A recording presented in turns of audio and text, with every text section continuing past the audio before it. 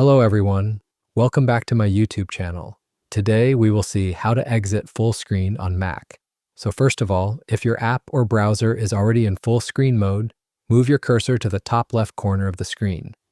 Here you will find the green icon called Maximize. Simply click on this green icon and the app will exit full screen mode. This is the most common method that Mac users usually use. Now let's also see some other methods. For this example, I am using Google Chrome in full screen mode.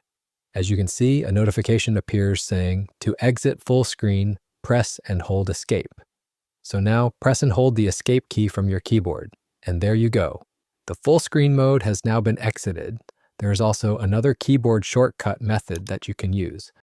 Simply press Ctrl plus Command plus F from your keyboard at the same time, and the full screen mode will instantly be removed.